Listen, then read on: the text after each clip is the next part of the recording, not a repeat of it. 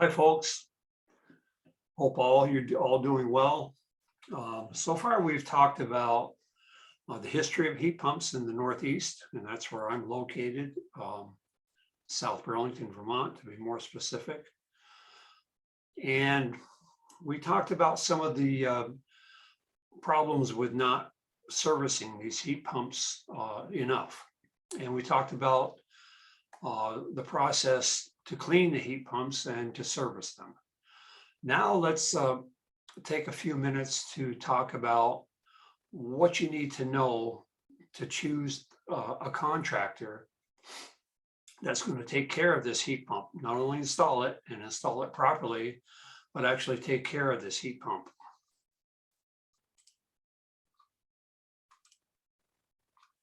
So here I have a list of what I will call best practices list for heat pump installation. Number one, when you're choosing someone to install your heat pump or heat pumps or to service your units, you really want to be thinking about someone who is local that can be there to help you if you run into trouble, and to maintain the systems so that they keep on being efficient. So first of all, make sure your contractor is insured and a reputable company. I know a lot of people who are installing these heat pumps and they're just a lone wolf. They're doing a great job installing them, most of them, but they're only one person, and there's no way that they can take care of all the units that they install.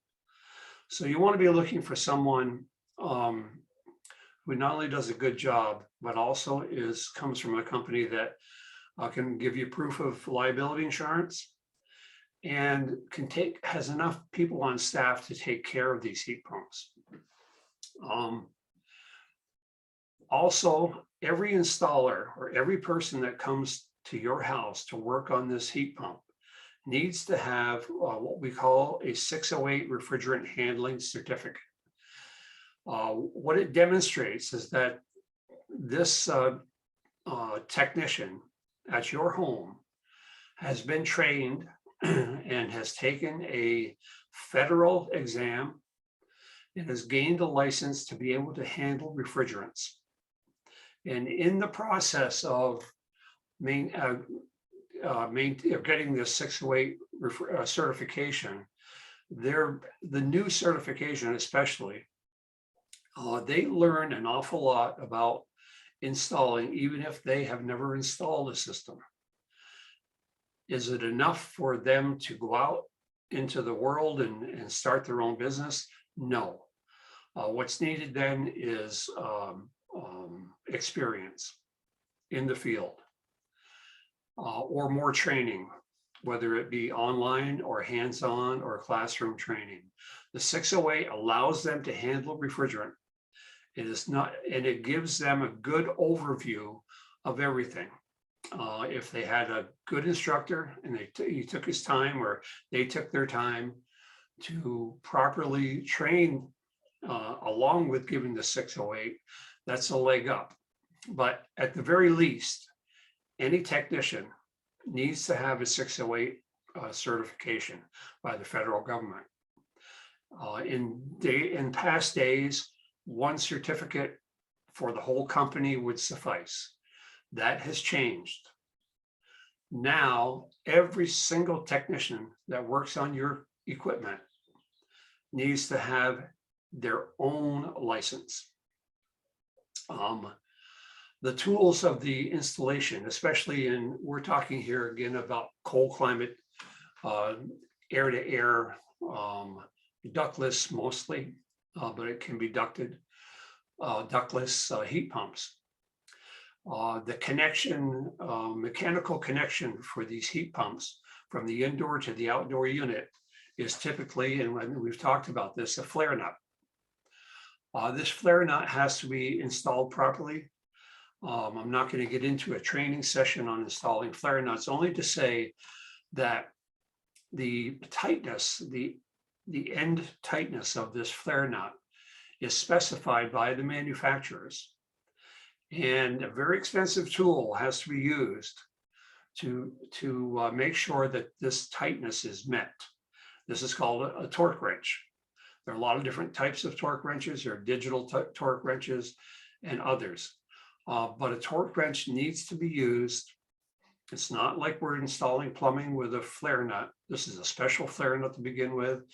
And the torque wrench is used to make sure that it's tightened to manufacturer's recommendations so that we have a leak-free system. There's other ways of finding out whether the flare has been made properly and torqued properly in our leak checking process. And as far as the leak checking process goes, after the torque wrench is used, does your potential contractor use dry nitrogen to leak check the line set during the installation? Dry nitrogen is something that should be used on every installation. And what it does is it displaces the oxygen to begin with, and it should be purged from one end of the system to the other. Then it should be pressurized. And there's a lot of different ideas out there about how much pressure. We're not going to get into a classroom situation with that. But suffice it to say, dry nitrogen has got to be used to pressurize this system. There are a lot of horror stories out there with systems that are not leak checked, that are not properly torqued, and they end up in big trouble. I'm not saying that that's dominant, but I'm saying it's out there. So you want to be sure that your contractor uses nitrogen. A simple question: what do you use for leak checking? The answer should come back: dry nitrogen. What do you use to make sure that the flare nuts are tightened properly? The answer that should come back is a torque wrench. Next, do they use a vacuum pump to dehydrate the line sets and the indoor unit? And what is their final micron level achieved? Now, micron level is specified by the manufacturer and basic good practices in refrigeration. Micron level means just how empty is this tubing of contaminants and moisture and oxygen and air. It's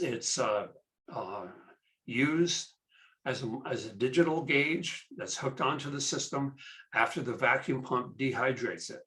Now, just simply a vacuum pump, a good question for contractors: do you use a vacuum pump? Most do. You would really have a hack that did not use a vacuum pump and a micron gauge. The vacuum pump, what its sole purpose is, and again, I'm going to be simple here, and it's not a classroom situation.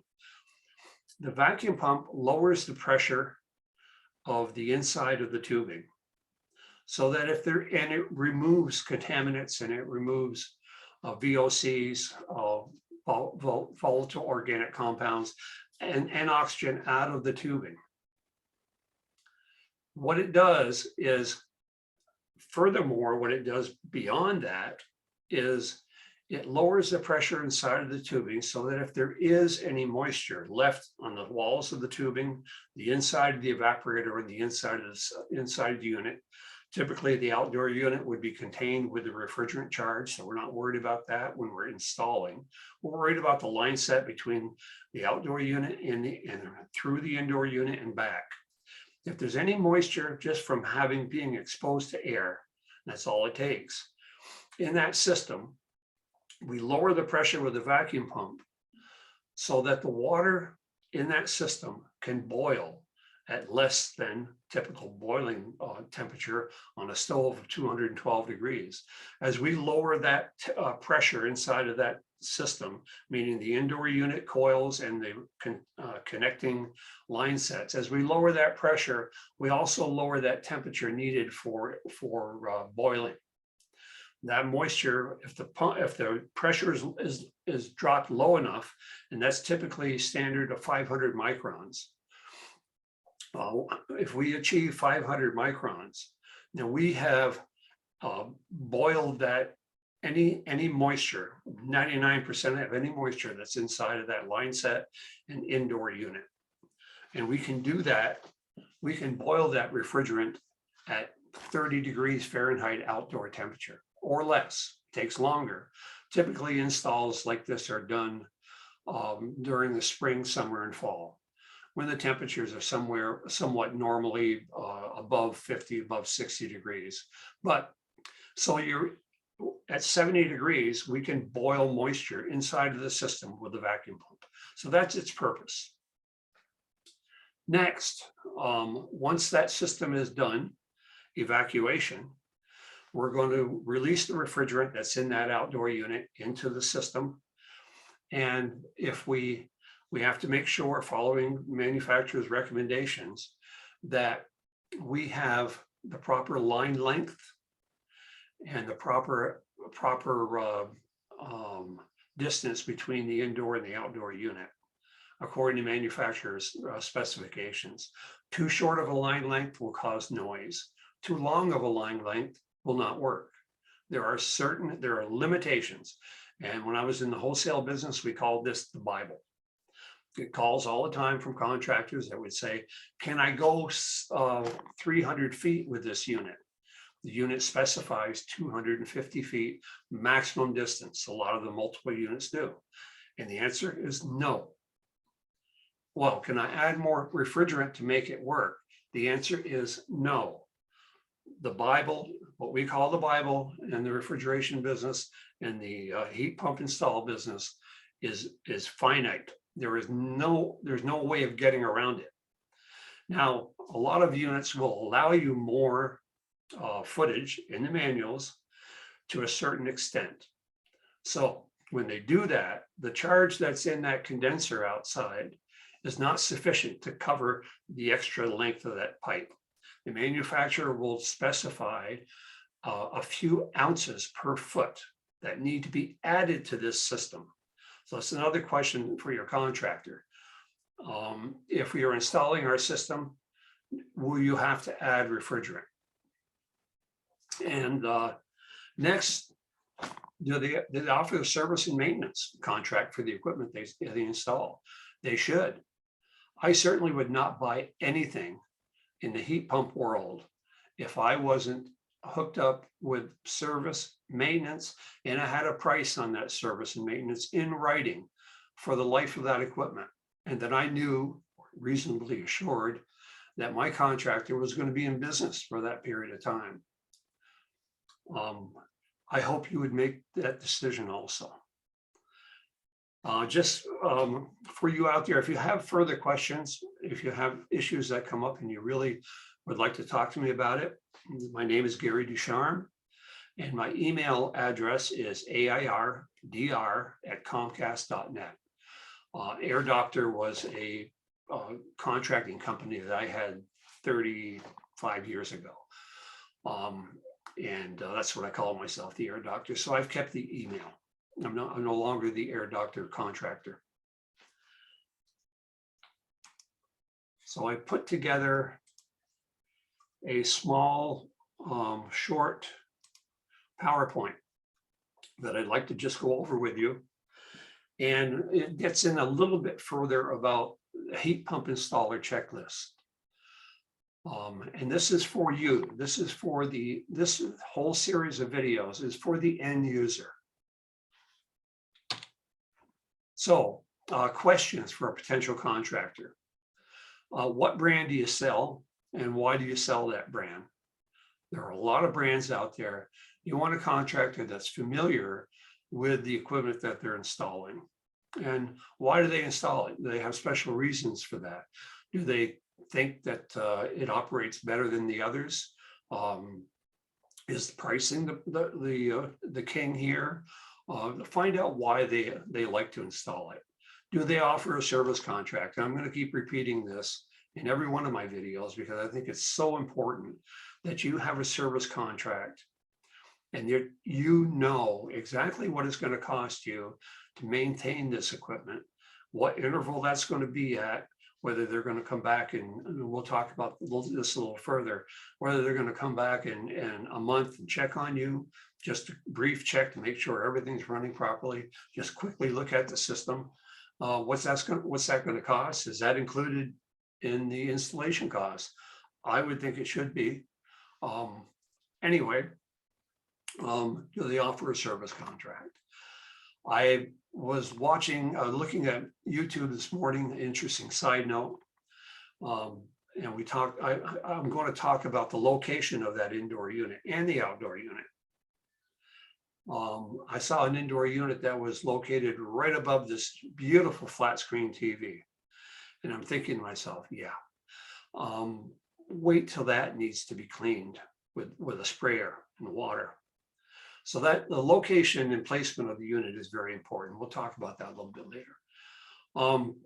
What's the cost of the cleaning and maintenance? Have it in writing so that you know exactly how much this system is costing you. There's a lot of talk out there about, oh my God, this is the greatest thing since sliced bread. And it's so cheap. We don't have to have ductwork. We don't have to have this and that. Untrue. You need to have regular maintenance done on this system. Add that cost to the cost of installation. You need to do that. Again, are all your technicians certified and insured? Can you offer extended warranties because of being factory trained on this brand that you sell, that you specify and that you like and that you understand, that you know how it works, and you're confident with it? If these contractors are out there and they're doing the best they can, they're going to trainings from the manufacturer. They're going to trainings from people like Efficiency Vermont. They're going to trainings like people like me. And in doing so, especially with the manufacturer, they can be given the power of extending a longer warranty. This is huge. You can go from 6 to 10 years just by picking the right contractor who has done a good job of maintaining his education level with the manufacturer. An extra 4 years of warranty on the parts that are expensive. Now, the warranty is not going to cover the labor. That's another thing. When you start talking about a service contract, you get the cost for your cleaning and your service. Well, what about if we have a repair? What is the hourly rate going to be? I know the parts are covered for 10 years if I'm picking the right contractor, but what is the hourly rate going to cost me? How much are you going to charge me over and above the warranty on the parts when you come to service when I have a problem? That's very important. And if you're getting this maintenance contract and a service contract, you should be getting a discount on the hourly rate that they're going to be charging. After all, they're going to be taking care of the equipment. They know the equipment. They've installed the equipment and done everything right. They should be able to give you a discount on labor. Labor on service techs with heat pumps can be $100 an hour. Work out a labor rate for yourself because you've done your due diligence and your contractor has. You shouldn't have to pay the going rate for labor for service if something goes wrong. And do you offer emergency service in case of breakdowns? They're going to happen. It's like the car insurance on television. It's going to happen. At some point, you're going to have a breakdown. I wish that the manufacturers were making this equipment more bulletproof. And I'm going to be doing another video on the manufacturing of these units and talk about where I think we could improve in the process. But for now, let's just say this is a lot of electronics, and servicing this equipment takes a lot of time. To get to certain boards, you have to remove most of the unit to get to it.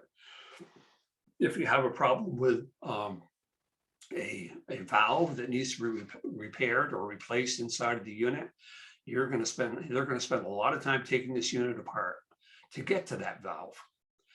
That valve was installed in the factory when nothing else was there.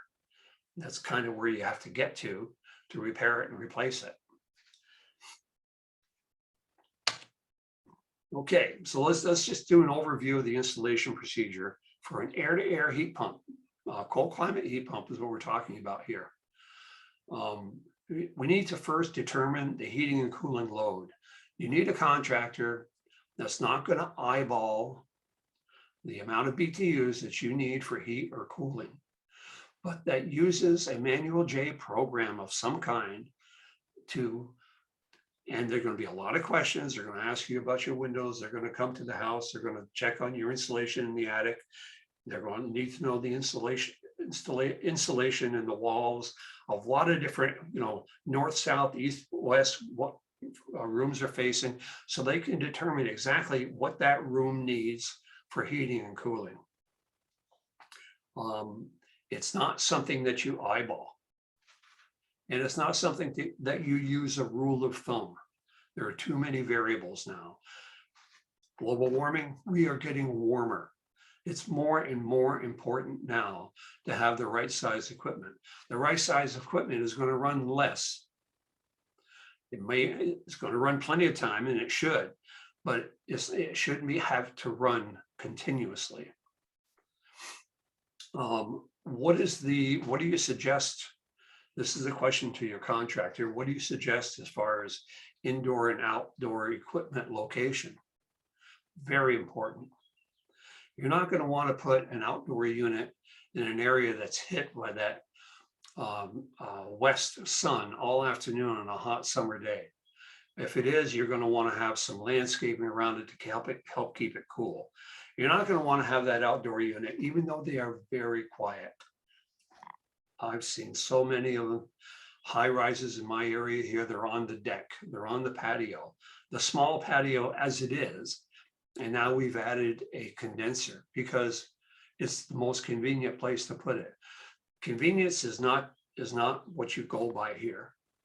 You want to have that outdoor and indoor unit location where it makes the most sense.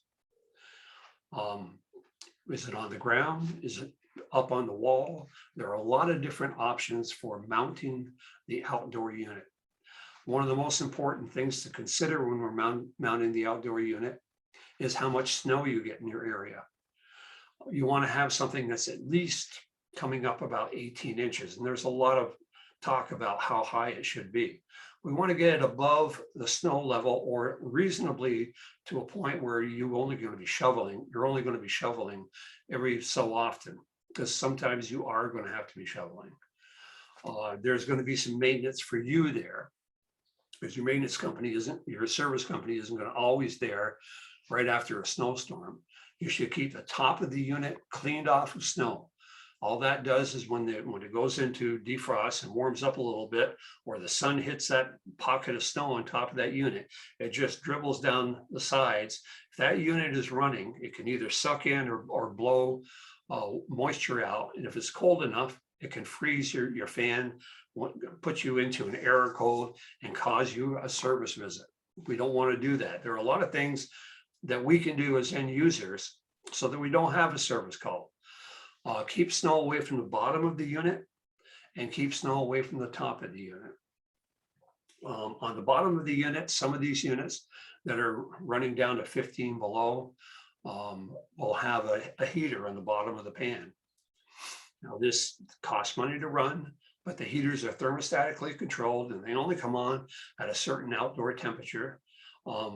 And in some areas, in some cases, they're necessary.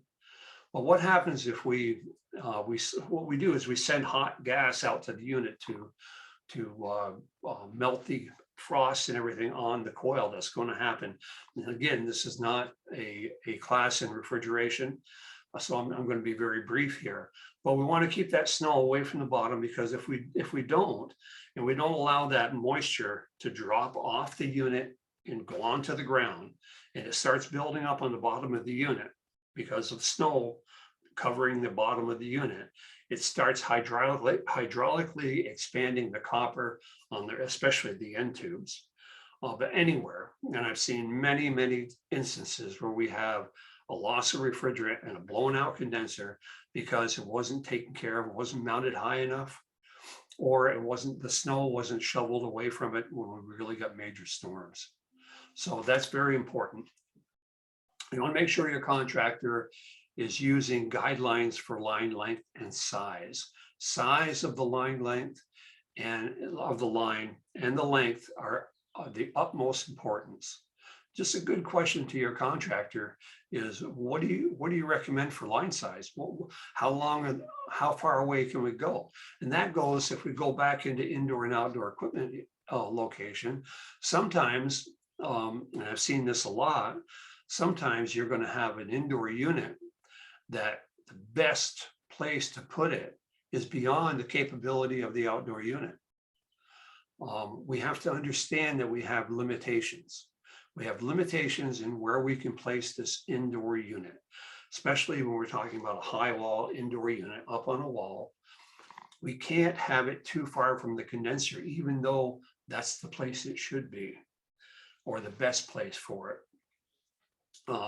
We would instead move the condenser if we can to accommodate that. So there's a lot of things to consider here as far as location of the indoor and the outdoor units.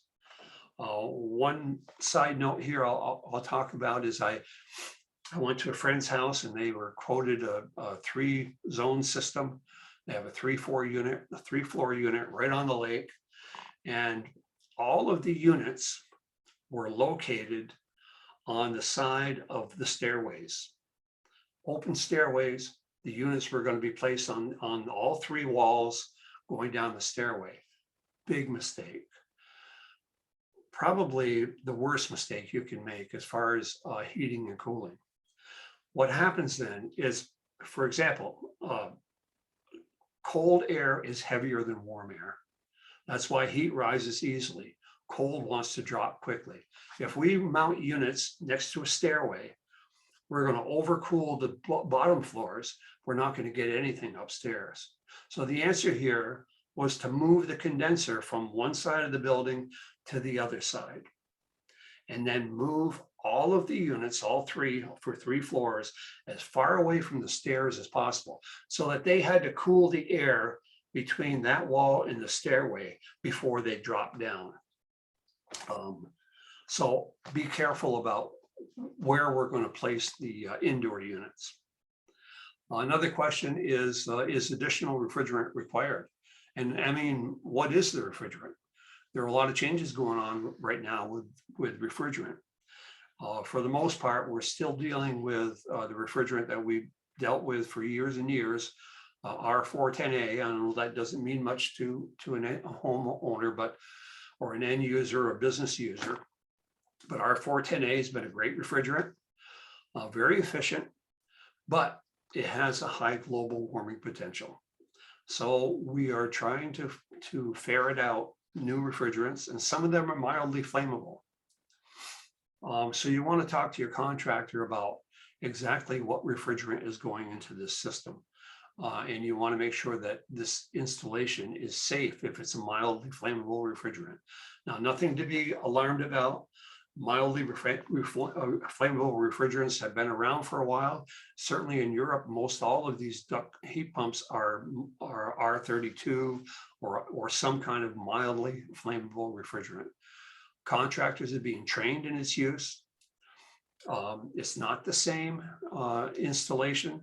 It's not exactly the same tools. We have a new tool set for flammable refrigerants. I am doing a course on flammable refrigerants. There are a lot of people out there learning more and more about flammable refrigerants. The manufacturers are stepping up. I know Daikin has a R32 heat pump that is R32 is an A2L mildly flammable refrigerant, and they're using it with great success. It's even more efficient than 410A. But again, this is not a refrigeration course.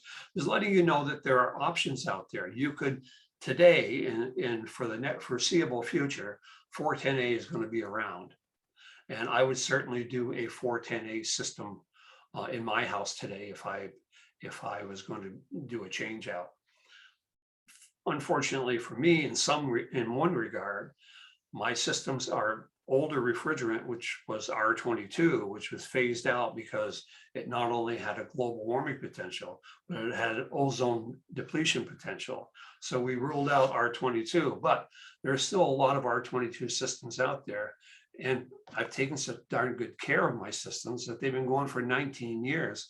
And I expect I'm going to get another 2-3 years out of them before I change over. Not sure what I'll be using for refrigerant then. It should be interesting. I try to keep updated. So we also want to make sure that the proper tools are being used, and torque wrench again, nitrogen testing, and proper evacuation. Okay. Complete system commissioning. When the system is installed and complete and done, you want to have, I will give you, if you contact me, a commissioning report that you should have signed by your contractor. If you're picking the right contractor, they will already have one and they will give it to you. In other words, they will say, this is what we did installing your system today. And you want to be educated in the use of your system. These aren't going to do everything. Proper system operation is something that you're going to have to take over when you get handed that remote or the thermostat on the wall is controlling your system. You should be trained in how to use that. Trust me, some of these hand remotes handed to a customer and the contractor walks away will leave you scratching your head for a while.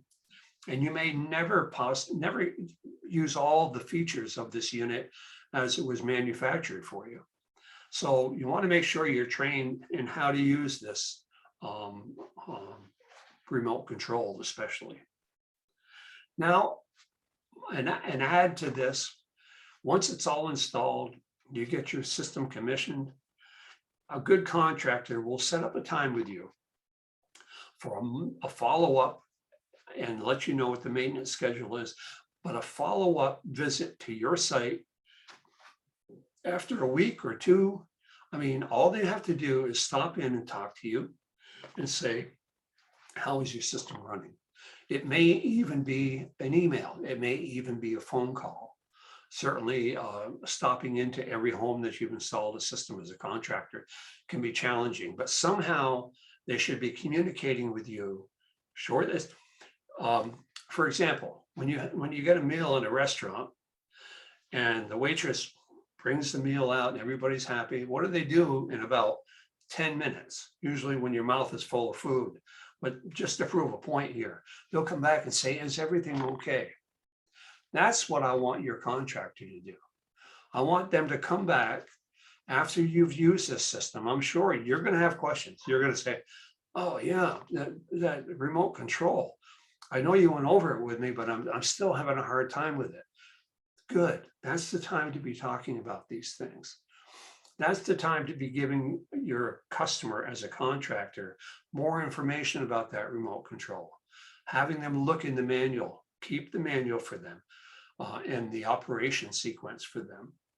So that this is a learning process. This is a lot of electronics, okay?